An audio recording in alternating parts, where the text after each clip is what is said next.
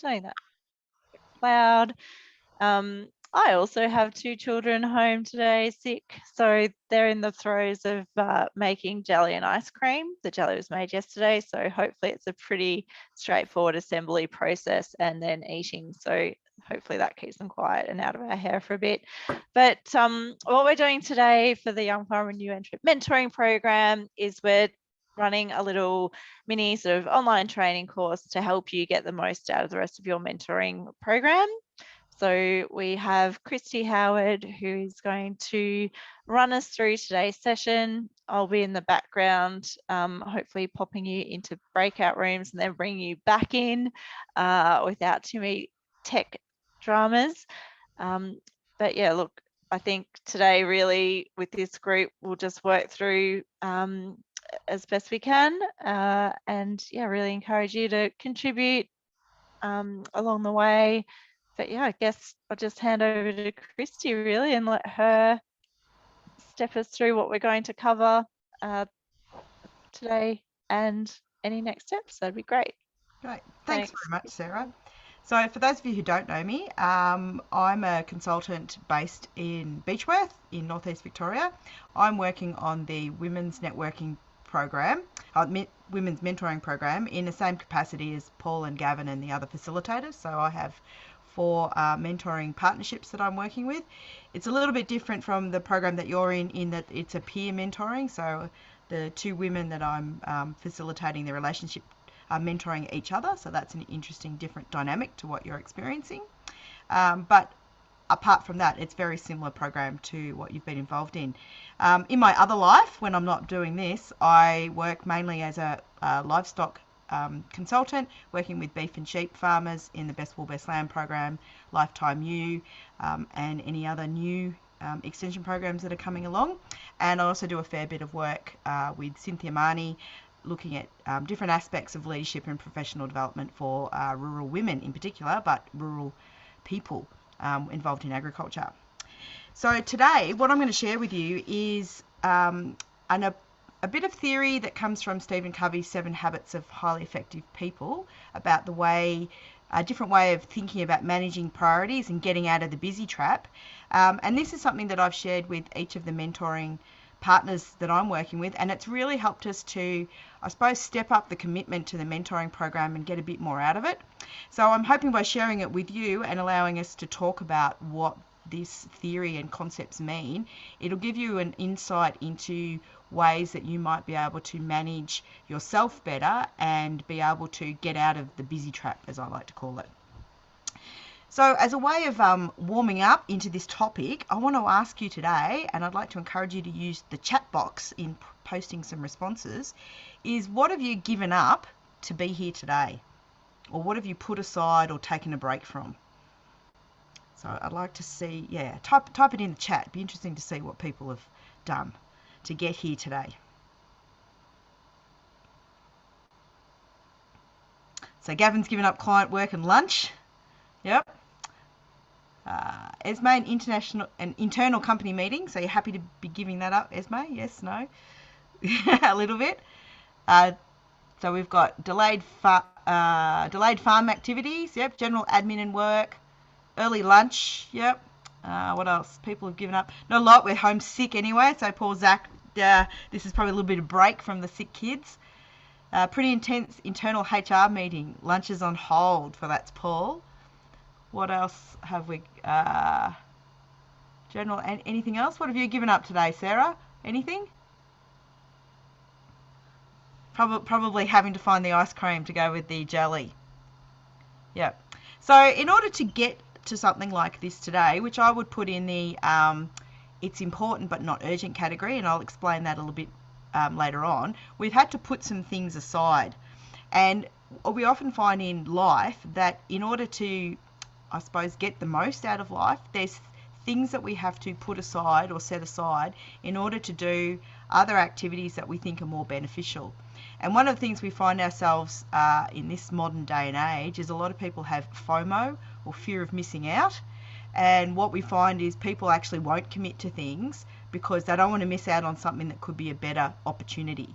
And so we find, and I think even today is a classic example of people not necessarily committing to doing things until the very last minute because they don't want to miss out on what could be a better opportunity. And also, they're so overwhelmed by the amount of busyness that they're involved in and the things that are going around in their brains, the mental load, that committing to something that is potentially beneficial becomes a lower priority than trying to do everything that you think is important at once. So I want to flip it a little bit and get you to think about the mentoring experience that you're currently involved in, whether you're a facilitator, a mentor, or a mentee. What are some of the things that get in the way of that experience? Things that you find you've got to put on hold to be able to participate in this mentoring program. So pop those in the chat as well.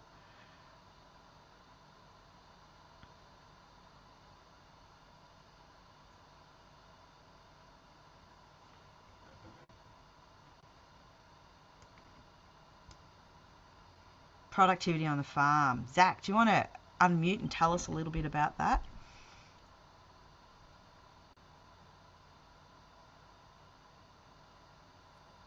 Yeah, sorry, is that sound coming through? Yes, sound's coming through, Zach. So what do you mean by productivity on the farm? What do you... Well, for me this year, I'm sort of doing a part-time at work as a teacher at school and then part-time on the farm. Yep.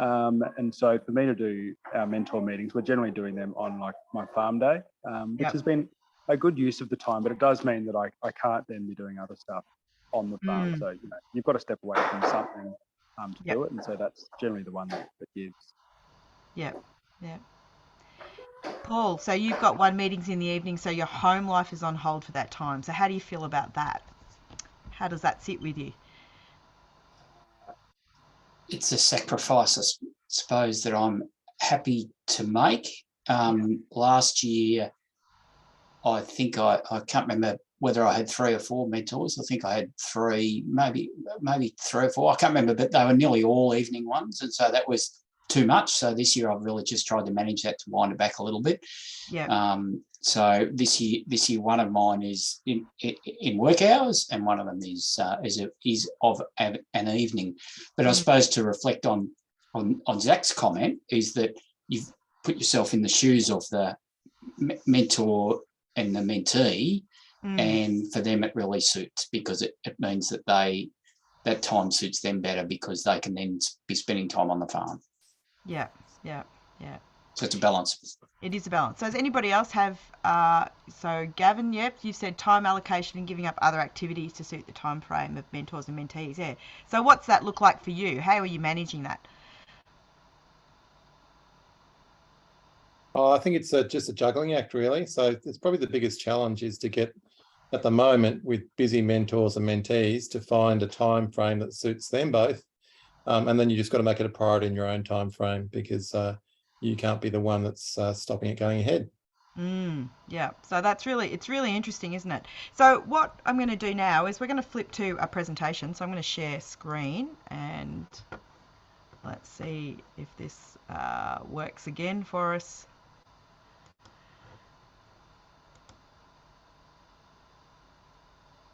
So tell me what you're seeing at the moment. Sarah, are we seeing the same screen that I put up before? Yeah, great.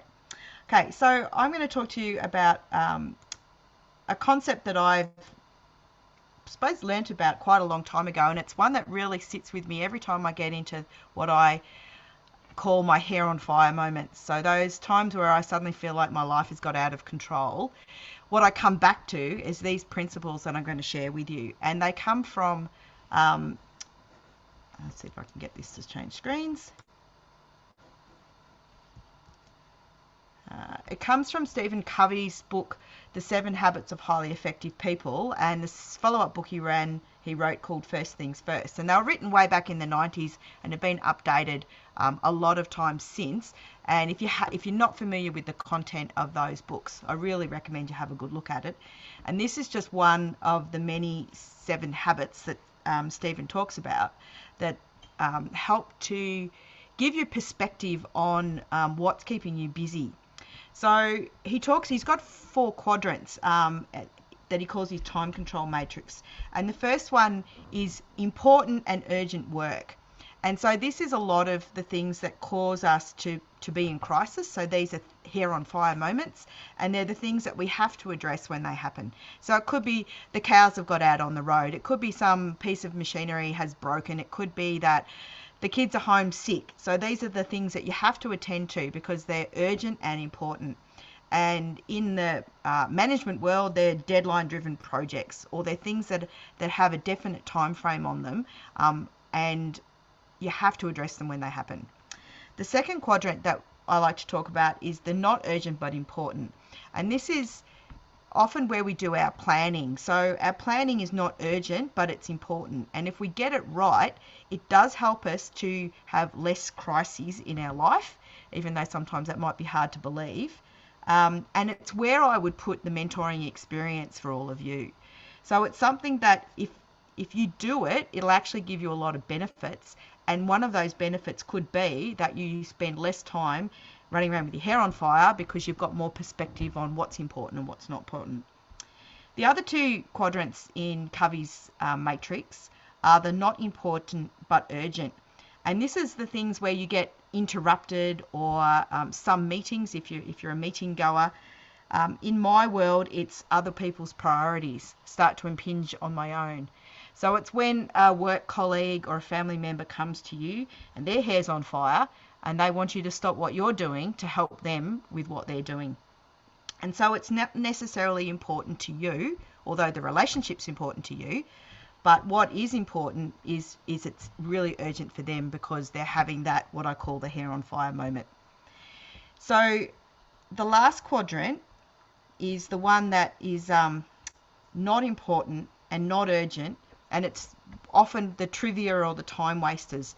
And again, in this, obviously when he wrote this in the 90s, we didn't have social media and online shopping and Netflix and all these wonderful distractions, YouTube, TikTok, all these wonderful distractions that we have now, but that's definitely where I put them. They're not urgent, they're not important, but boy, they can be fun. And they're often things that will distract us when we're caught with our hair on fire in that important and urgent box, and we're starting to get into mental overload and mental overwhelm.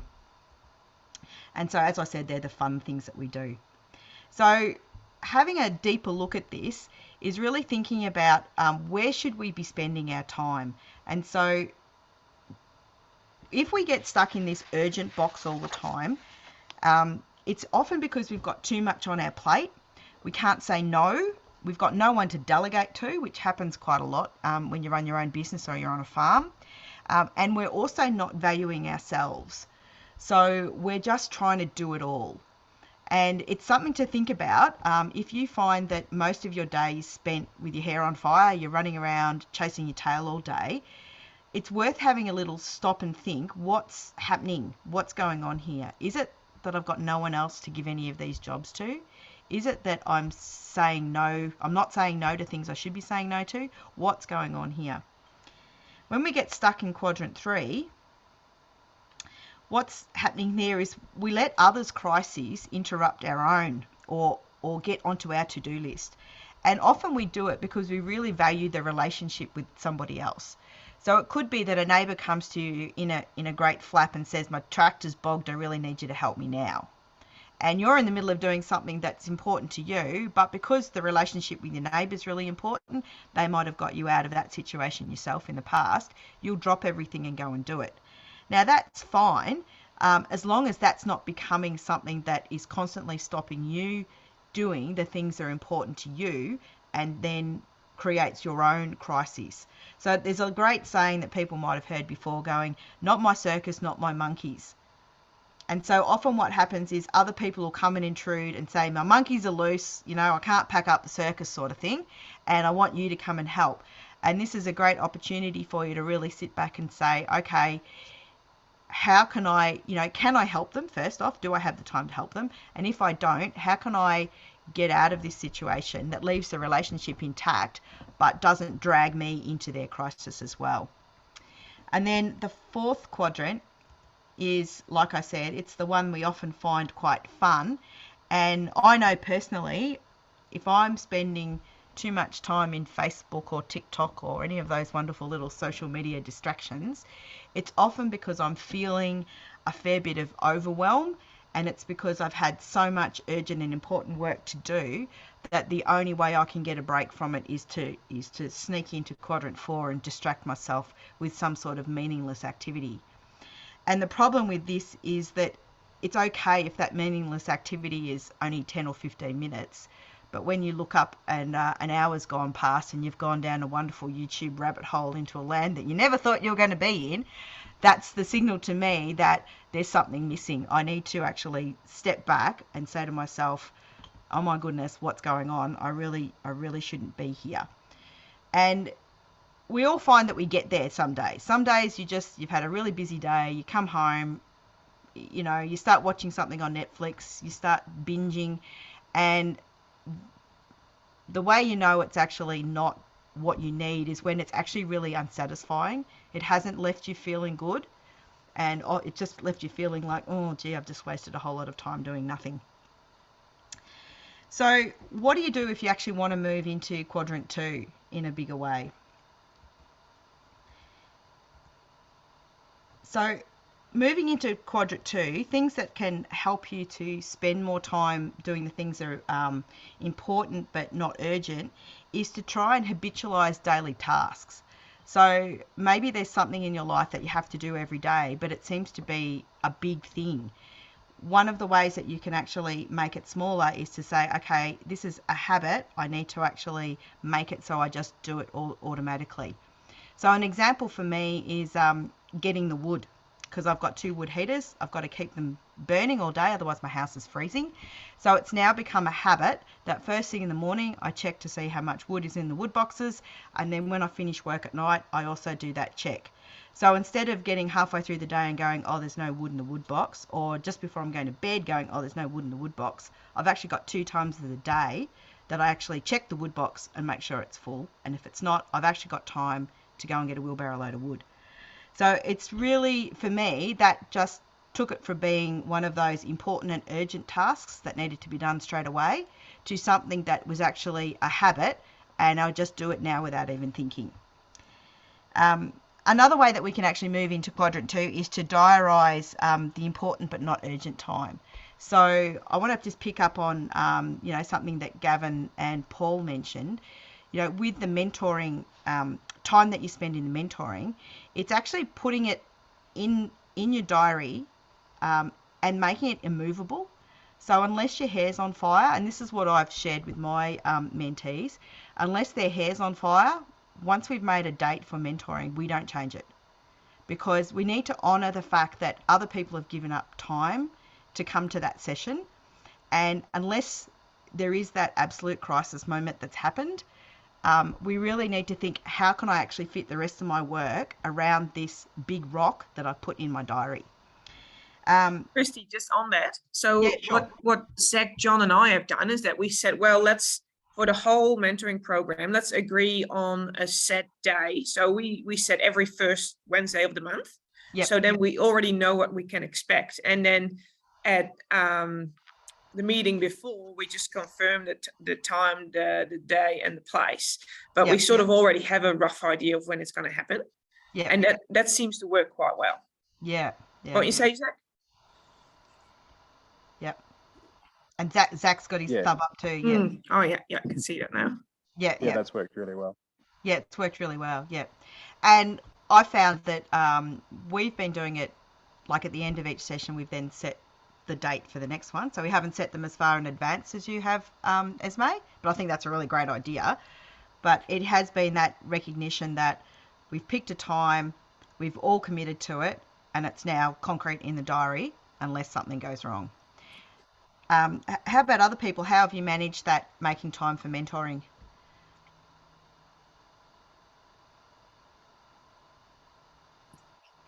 Christy, I do the same, not exactly the same as Esme, but the same as you.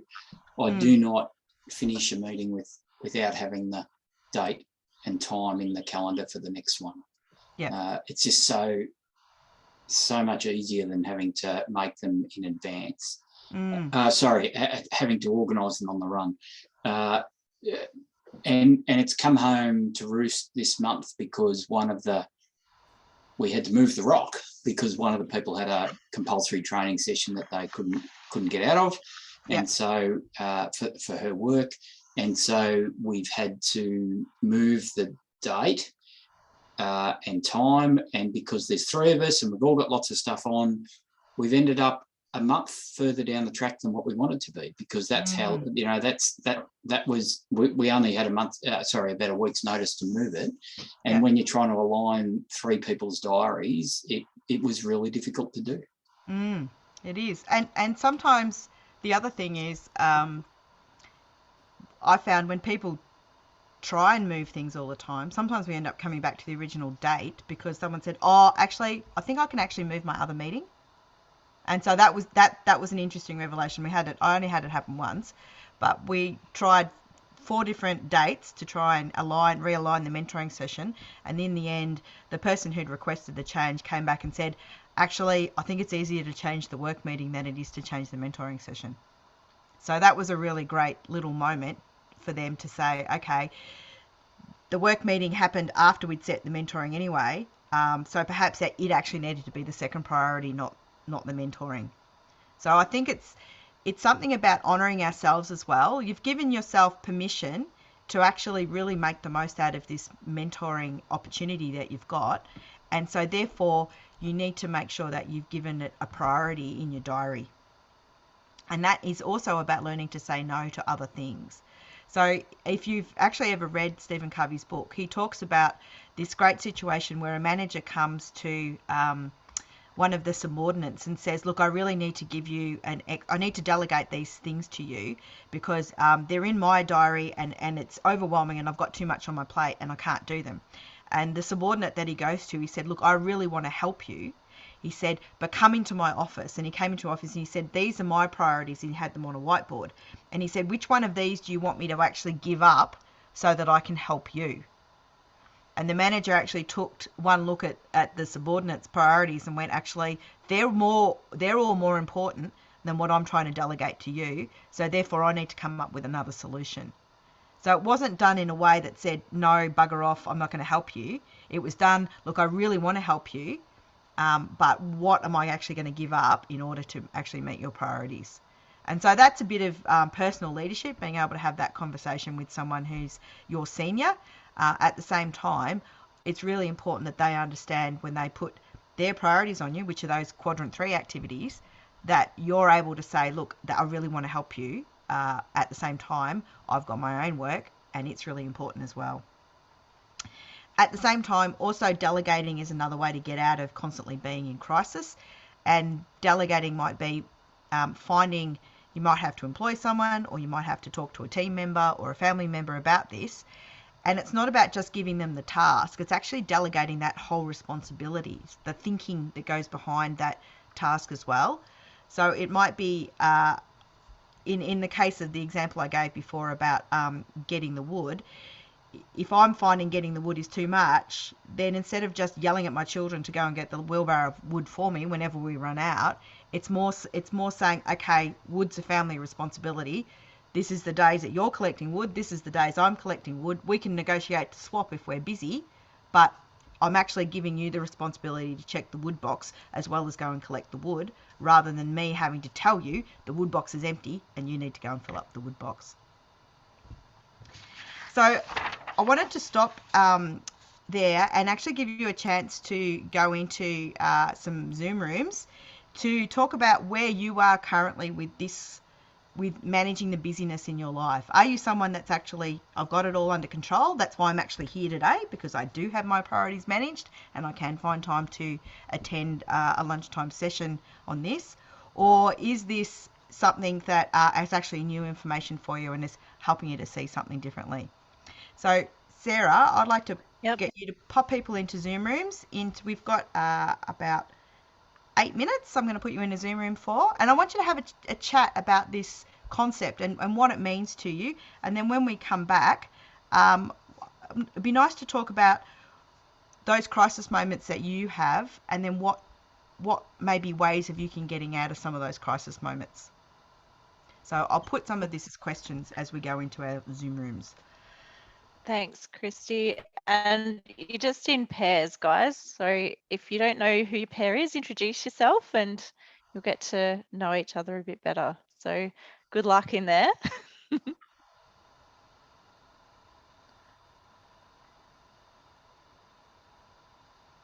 So you've got a person unassigned, or are they?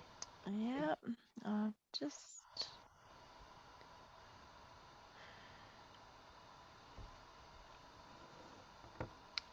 you're unassigned. I'm going to write a broadcast message. Thank you. And I'll put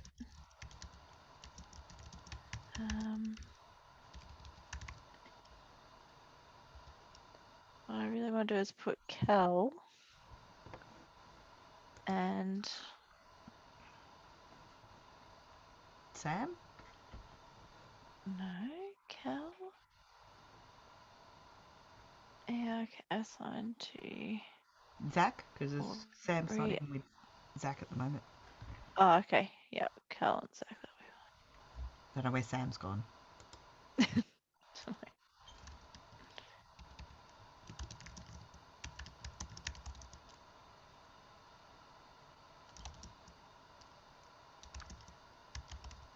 Nope, there he is. There we go. Good.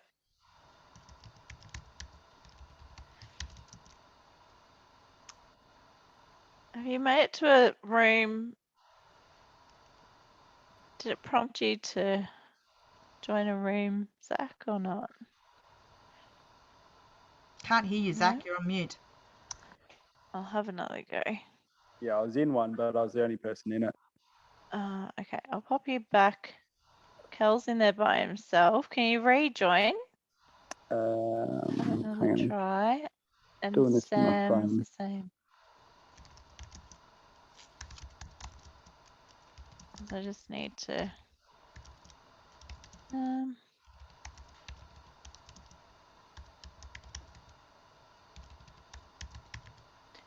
Sam's, yep. Cool. Have you paused the recording? Do you want to do that? And many other things. Sometimes they become urgent. Planning can help us. So we did talk a little bit about, the opportunity often is to do with staff and what we can delegate. And other than that, our working day can be delegated to us. But planning, of course, can still play a part of the seasonal nature of farming. Yeah. I don't know if Martin wants to add anything. Martin, did you want to add something? Yeah, it's pretty much everything Aubrey was saying there. It's just we're stuck in that, that urgent, has to happen every day sort of thing a lot. And sometimes you do have a sales rep or something pop out and it just sort of throws a spanner in the works with trying to get those urgent things done. And then when we can delegate something to a staff member, if we have staff on, it does free up a little bit of time to actually get that important planning happening, which isn't always urgent, but it just allows that little bit of free time to get that planning happening. Absolutely. And it's really interesting that you do have people pop out during milking. Is that because they know they're going to find you? Do you think? Sometimes do you think they do that deliberately? Yeah, I don't have it too much. I usually tell them that if you want to come out for a chat, it's got to be between 10 and 2 in the middle of the day, because otherwise you're not going to be able to chat for very long. That's right. And I think say, sorry, I've got to go. Yeah. And I think dairy farming is a really great example of how you habitualize, you make it a habit to milk the cows twice a day.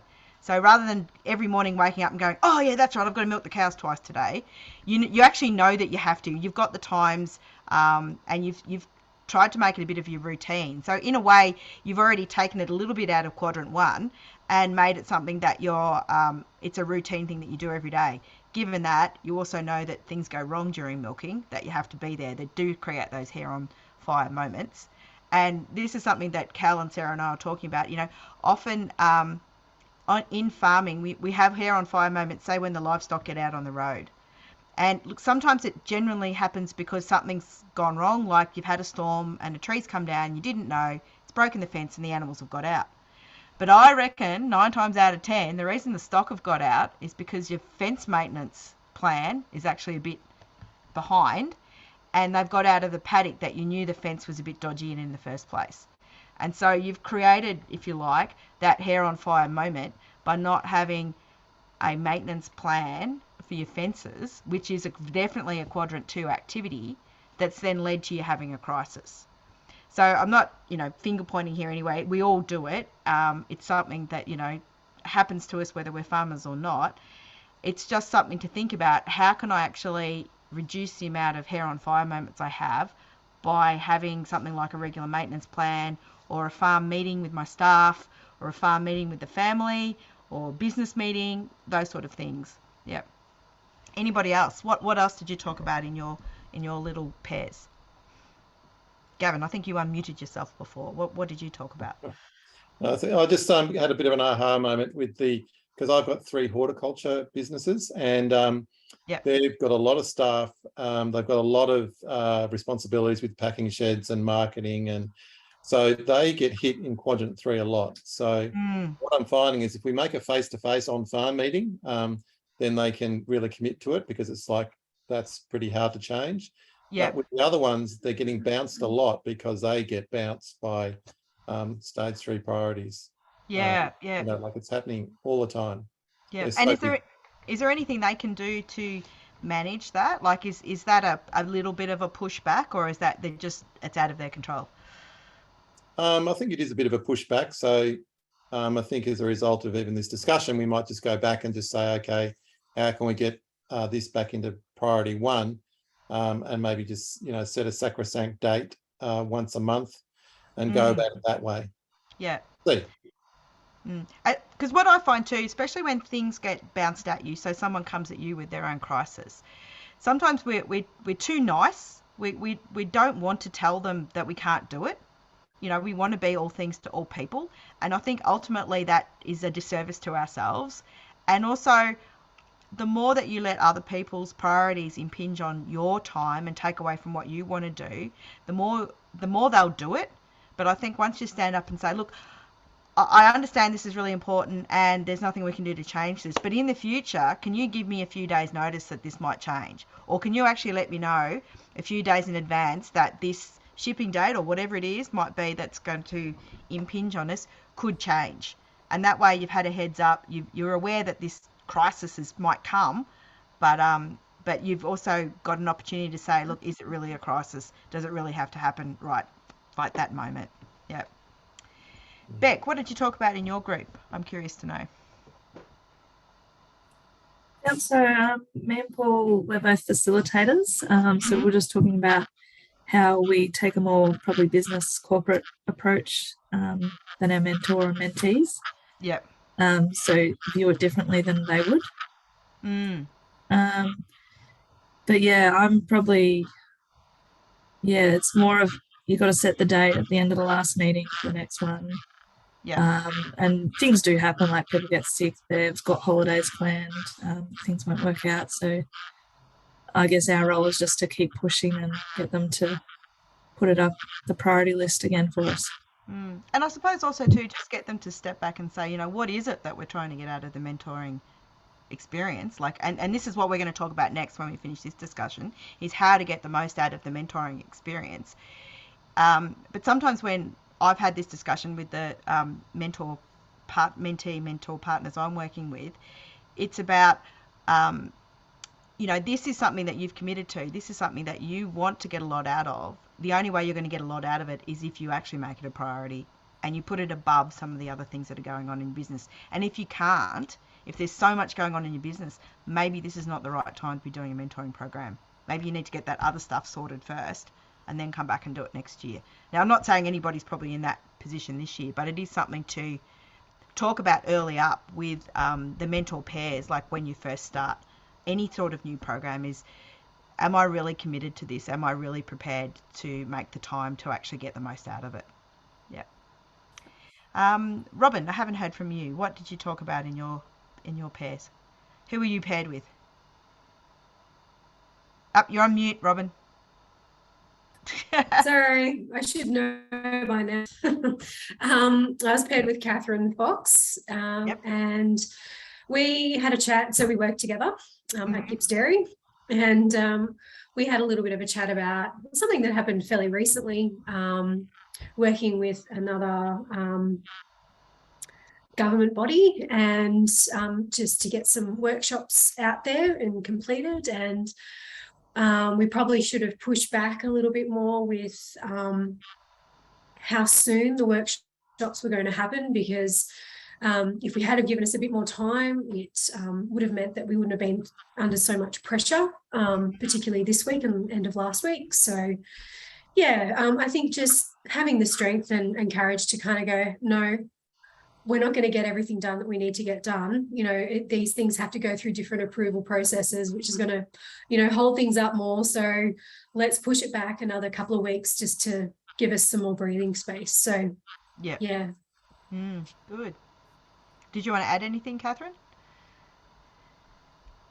I think Robin's done a pretty good summary there, but we also just spoke about how I find that there'll be days when I'll say that there's, say, 2 or 3 big things that I really need to get done in the next few days. And then I'll get to the end of the day and realize that I haven't touched them at all. Just because, like, I've got lots of emails or phone calls and things just keep popping up, and I probably need to work on maybe not having my emails open all day or something like that, because I tend to reply to them as soon as I get them. And then I don't think it's a big deal, but then I get to the end of the day and realize I haven't done anything else. So yeah, that's probably something I need to work on. Yeah. And so that instant response to an email is definitely a quadrant 3 activity. So that's other people's priorities are impinging on you. And it's really interesting. It'd be interesting to know how Gavin and Paul handle the whole email thing these days. You've probably had lots of practice, and so have I. I tend to open them once in the morning, pull out the urgent things, deal with them straight away, flag the things that need following up, and then schedule when I'm going to actually do it. Now, it doesn't always work perfectly, because sometimes you are waiting for that response, and as soon as it comes in, you change task because that was actually the urgent priority for the day.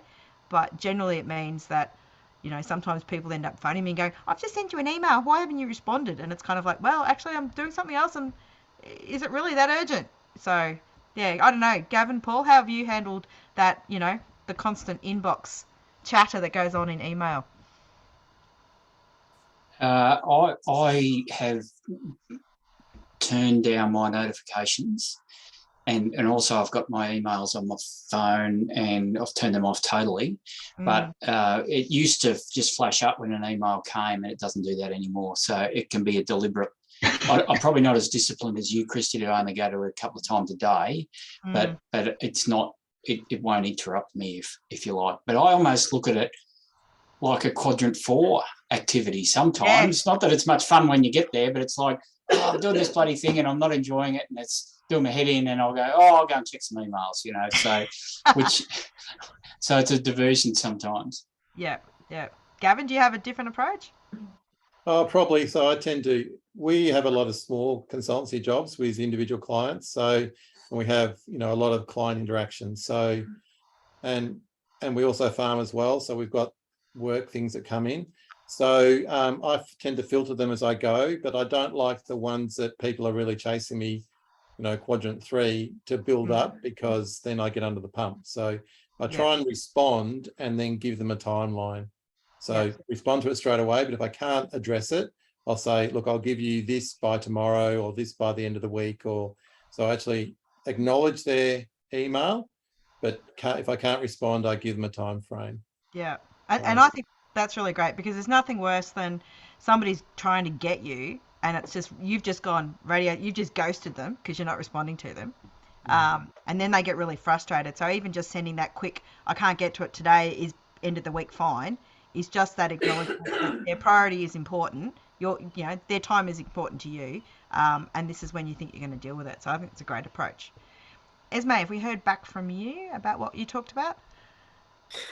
So I paired up with Gavin, and we were actually talking that when you've got a lot of things on the go, I've actually mentioned to Gavin where I've had some conversation with people in the past where in theory you could think, well, if I've got so many things on the go all the time, how about I actually give myself a buffer day to and work that in my schedule to have all those sort of quadrant 3 things go in there, or things I can't really get to but I want to get to.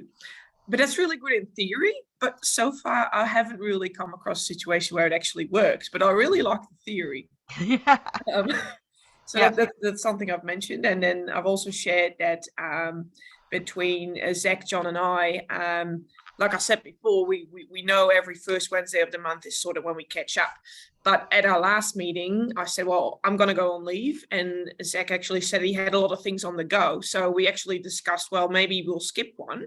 And then the September one, we actually have a lot more to talk about, which makes the session even more effective as well. So that was something that we decided on, which is also some sort of time management, obviously, because it gave a bit more room, but also helps to make sure that that next meeting that we do is actually a lot more effective as well. So yeah, that were, I think, 2 things. Yeah, good.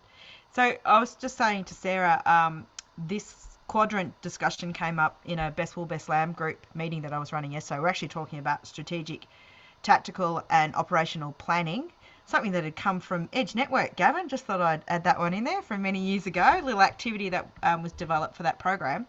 And it came up, this whole discussion about the different quadrants and what we do. And I shared a story from one of the farmers that I've worked with who I remember going out, I hadn't seen him for about 10 years, went out to his farm, and I was greeted by a fabulous set of sheep yards, a lovely bugle set, new scales, it had a roof over the top of the yards, and the shearing shed was just about to be remodeled. And I just said to him, wow, this is amazing. How do you get time to do all of this? And he said, well, what he does is every winter he has an infrastructure project.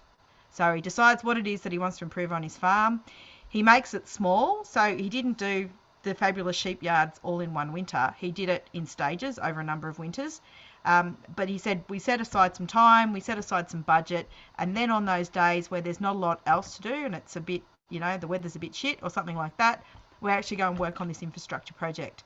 And he said over the years, it's meant that he's been able to keep up with all the things on farm that if you did them in all one go, it would be hugely expensive and hugely time consuming. But by breaking it down into small projects, it's meant that over 10 years, he's achieved like these really great improvements to his farm, which has made it so much easier to do the work in. And in terms of the sheep yard work, he said it's fantastic now. We never put off doing anything anymore because we've now got really good facilities to do the work in. So it then becomes, instead of being a stressful thing to get the sheep in, now it's an easy thing to get the sheep in because we've got a good set of yards to work in. So that's something else probably to think about, is how can you take something that I don't have time to do it, blah blah blah, and actually forward plan, okay, I'm going to do it at this time of the year because this is when I'm least busy, and I'm actually going to make a priority project to do it then. And that way, what you find you do, this is a mental trick, is that once you've actually committed to something like that, you tend to find the time to do it because you've already thought about how you're going to do it, you've put the money aside to do it, you might have ordered the materials to do it, and then just doing it is actually the easy bit. Does that make sense? Yeah. So sometimes the hard bit is the planning, and that's why we put it off. But once we do it and we have our plan, then that makes it easier to actually do the difficult task. Okay, so what I'd like to do now is I'm going to share my screen again, and I'm going to get you to use a tool called Mentimeter. I don't know if any of you have done this before. Have people seen Mentimeter as a tool for providing feedback? So what you need to do is, if you've got a phone or you've got a second screen, or you're able to split your computer screen you're looking at, is go to Menti, www.menti.com, which is at the top of this screen up here. Use the code when it prompts you, and then what it'll allow you to do is open a text box. So I'd like to get you to take just a little couple of minutes to think, what have you taken from this session when we've been talking about quadrants and time management and priority management?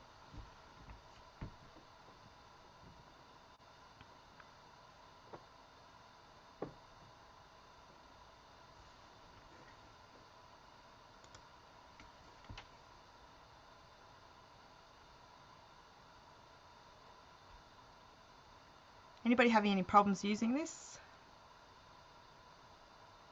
No?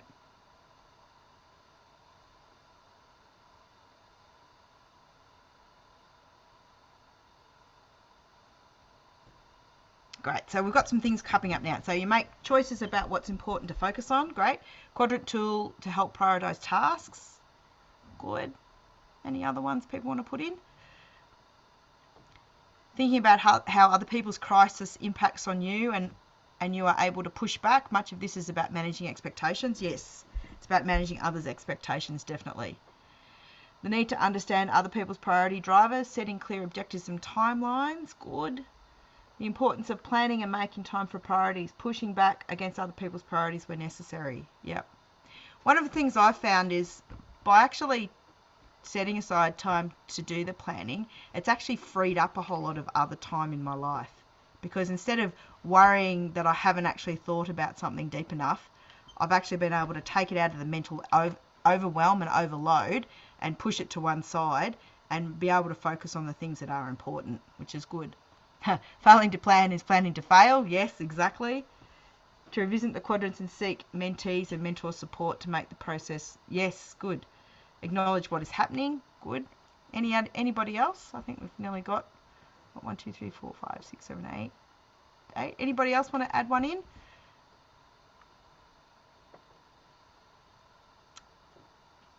We're done.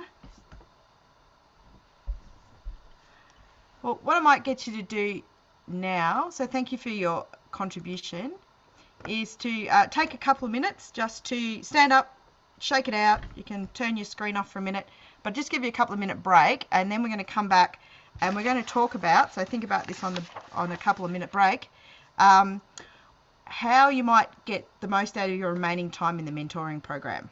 So what are some of the things that you could do to really make the most of this mentoring program you're in and really up the ante for the second half? So take a couple of minutes and we'll be back just about, just after 1 o'clock.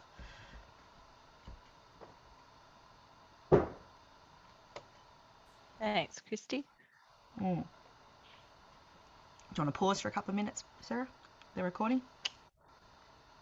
About that good stress that you can put on yourself that helps to push you to the next level. At the same time, you don't want the mentoring experience to be really stressful and causing distress and pushing you over into the panic zone.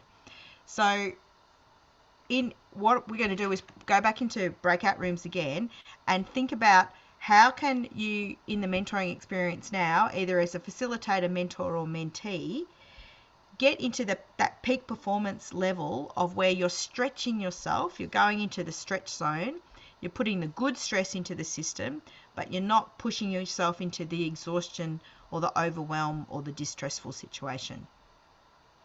So the question I'm going to get you to think about while we're mulling that over in your brain is what's been working. So what's been working in the mentoring versus what hasn't been working. So that's what I want you to talk about.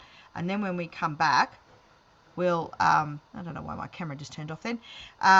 We'll talk about how you might get into the next phase.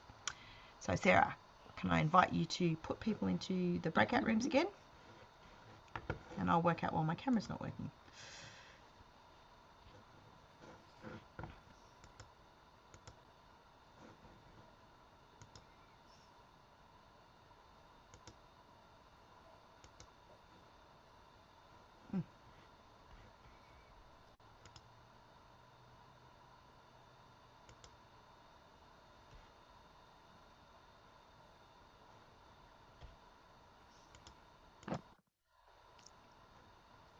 So, Christy, we're just going to have I've got one room of 4 and then 2 rooms of 2.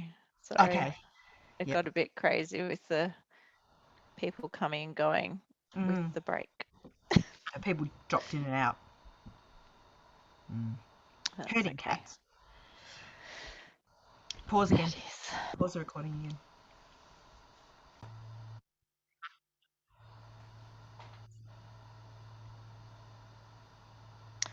Oh, room 2's back.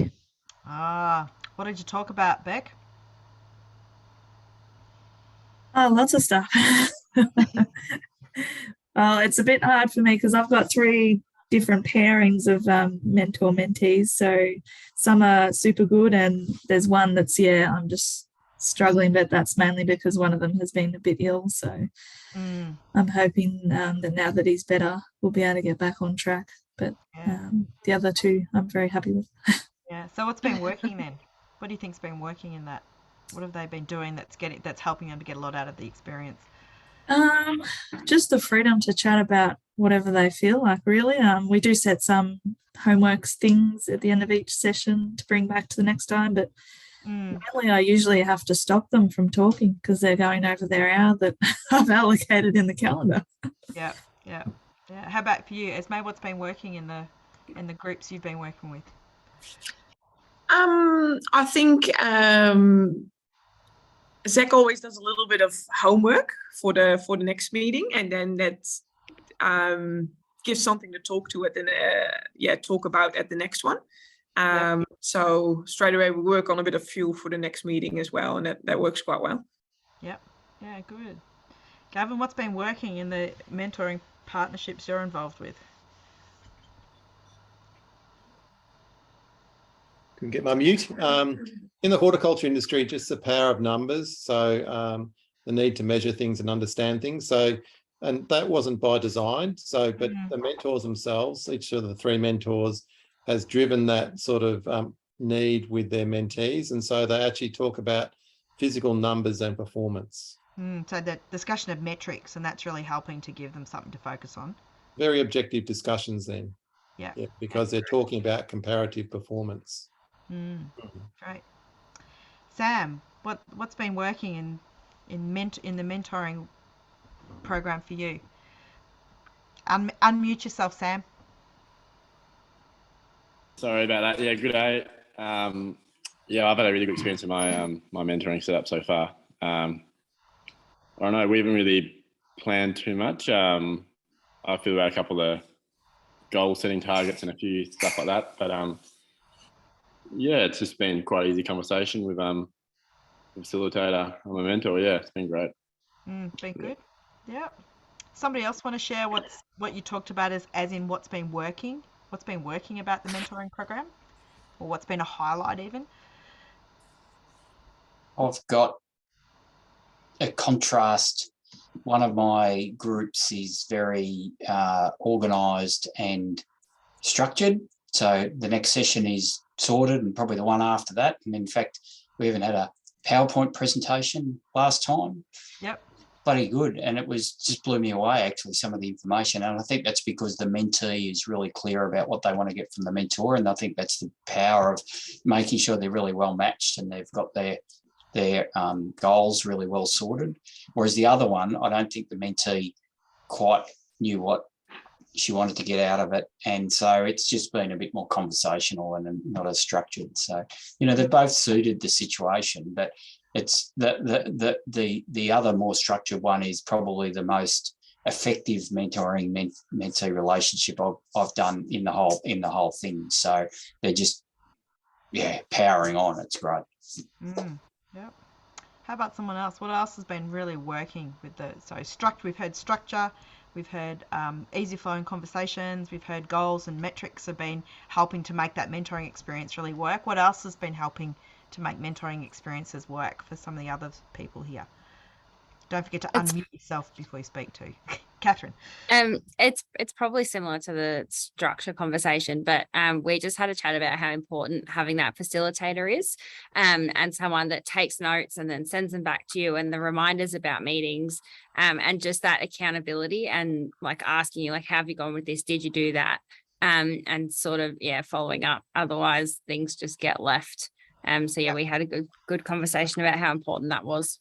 Yeah, the accountability. And definitely with the mentoring pairs I'm working with, I see that as my role as the facilitator, is that at the end of the conversation is saying, okay, so what does this mean going forward? You know, is there an action that you're taking out of this? Is there something you're going to follow up for the next session? So holding that, and then when we come into that next session, being able to say to them, okay, how did you go with this as the opening part of the next mentoring, and then leaving it to the mentor and mentees to have the discussion. But yeah, it definitely, that structure, I think personally, has been helping to make the people I've been working with have a great experience. Before we flip over to what hasn't been working, does anybody else want to add anything different that's been working well in their mentoring? Yep, Robin? Yeah, so actually I didn't mention this in my group before, but I feel like I've got 2 mentors for the price of 1. So my facilitator has got a lot of experience in the areas and the goals that I'm covering, and has heaps of connections in the like natural resource management space. So that's been really, really awesome. Yeah. Yep. So you're getting value from the facilitator as a mentor as well as a facilitator. So that's really good. Yep. Okay, now let's. Oh, and Christy, vice versa. Like this one structured meeting that we've been having, I'm getting so much from it, and I'm just blown away. And I'm gonna line up this guy to come and talk to our team and all this sort of stuff. So as a facilitator, I'm getting heaps out of it too. It's great. Yeah. And look, I must admit that as a facilitator, I've been getting a lot out of mine too, because it's been, some of the things we've talked about, some of the concepts of around not just time management, but whatever the mentoring relationship's about, have been really interesting to me and has helped to keep me motivated about some of the other stuff that I'm doing. So I feel like I'm getting benefit too. So as facilitators, I definitely think it's a great program to be involved in. So let's talk about what hasn't been working, or some of the things that you could do to improve your experience. So does anybody want to share what those things might be? And if you don't want to share them out loud, you can just type them in the text box. One thing you could do to perhaps improve the experience. I think this is relevant, but we did this last time too. Is it about this period of time to just do that little review reset? Because one particularly feels a bit like a rudderless ship. So, I think we need to be saying, okay, there's whatever 4 or 5 sessions left, to make sure that you think about what you want to get out of it, and so that we don't get to the end and be disappointed. Yeah. I think it's really important. And I think one of the things to think about too with, in the mentoring, is that it doesn't actually have to be that you've achieved a lot, but maybe you've been given the space to explore some concepts that you don't normally have time for. So, it might be exploring how to better handle a relationship, or it could be about how you might structure your work better, or it could be something that may not necessarily be a task, but just an opportunity to have discussions that you don't normally have in your workplace. I think that's where mentoring can be really valuable. Anybody else got something that they think is not working well, or something that could be done to improve the experience for either themselves or the people that they're working with? Probably from our group, big take-home message was just making sure you're prepared for each meeting. So you've ticked off everything you needed to do before that session. You've set a reminder in your calendar, or you've just had some sort of prompt, so you're prepared. So you making sure you get the most out of that session. That you've done the time before the meeting to make sure that it actually works for you. And it's interesting, it brings up something that so Cynthia, Marnie and I run Running Brilliant Meetings training. That's something that we do on the side, and one of our mantras that is, the meeting is not the work happens before and after the meeting. And I'd say with mentoring, the mentoring meeting is not the work. It's what you do before and after the mentoring meeting that helps to keep that experience growing for you and stretching. So if all you do is just go, oh gee, it's on at 12 o'clock today and I better hurry up and make sure I'm online, and you arrive 5 minutes late for the meeting and then you're flustered, you're not actually going to get the most out of that experience. But if you actually take the time earlier in the day to read back over the notes that you took, so don't necessarily rely on the facilitator to take the notes for you. I must admit, I don't take the notes and send them to my mentees. They do it themselves. But you take the time to reflect on what you did last time, what you said you're going to do before the next meeting, even if it was just time for thinking. Then when you actually arrive at that mentoring session, you're ready to launch into it and you're ready to get get down to whatever you've decided that the focus is going to be for that session. Yeah. Anything else that people came up with as things that they could do to improve the experience? Cal or Martin, haven't heard from you. Anybody want to unmute and share?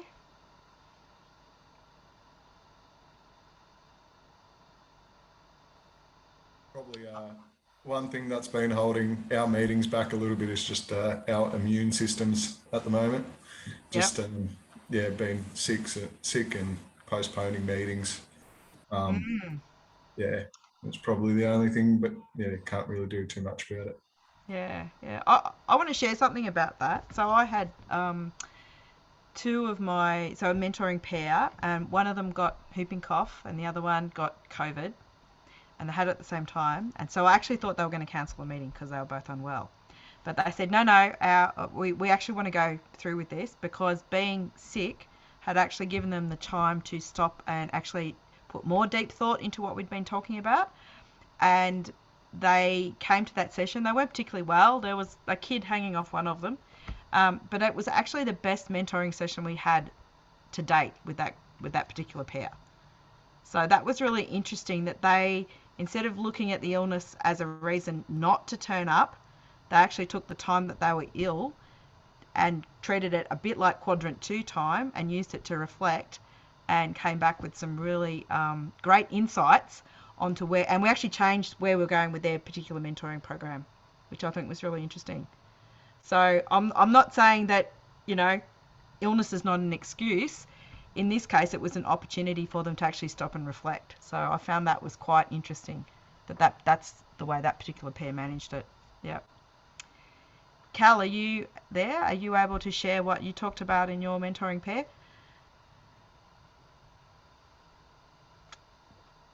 Can't tell whether you're there or not. He's been having some technical issues, I think. He mentioned because he was in our group before. Yep. Anybody else had something that they'd thought of that they might like to do to improve the mentoring experience? Esme, anything that you've thought about? Well, look, we're sort of adapting as we go, I suppose, because what we found in our meetings as well is that the mentee is actually very knowledgeable himself, does a lot of research, very passionate about getting more information, and the mentor is a retired farmer, has a lot of experience. Mm-hmm. So the mentee is actually sharing a lot of sort of new information as well to the mentor.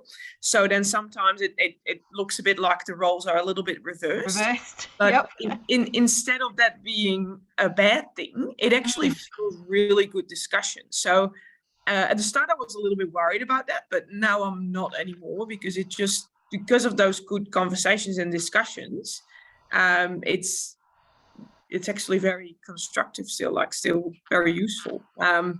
So you don't have to stick to those assigned mentor-mentee roles. No, not if there's something else. Yeah, and that's really great. I want to wrap up now because we're getting close to 1:30, and that's when we're going to finish. I want you to all think about being courageous and going to the edge.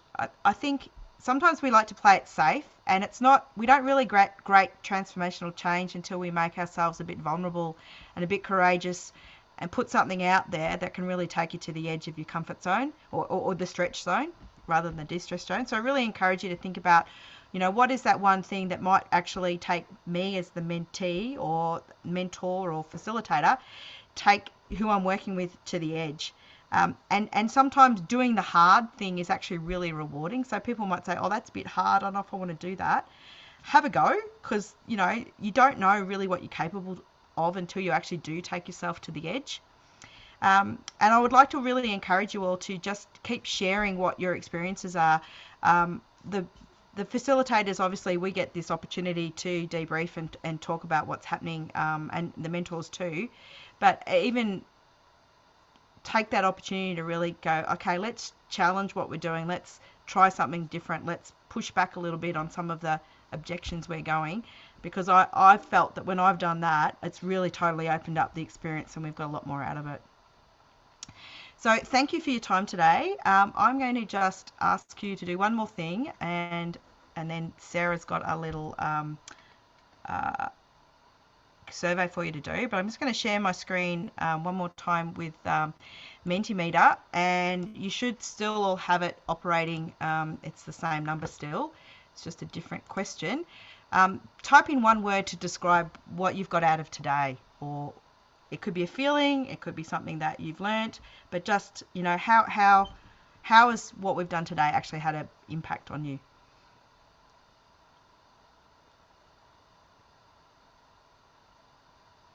Great, focus, that's a good one.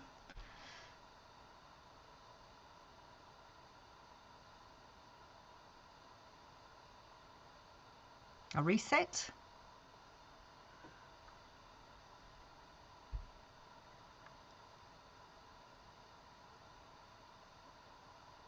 Accountability, great. So here we go. So a zoom out, motivated.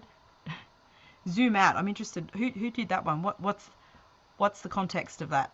Those two words. I didn't even think I put that one there, but it actually, I meant zooming out, as in taking a step back and taking Take it a all step in back. again. Yep. Not zoomed out. I'm sick of Zoom Zoom out, meetings. yeah. Oh, good. Helpful, inspired, focused, motivated, priorities. So really great.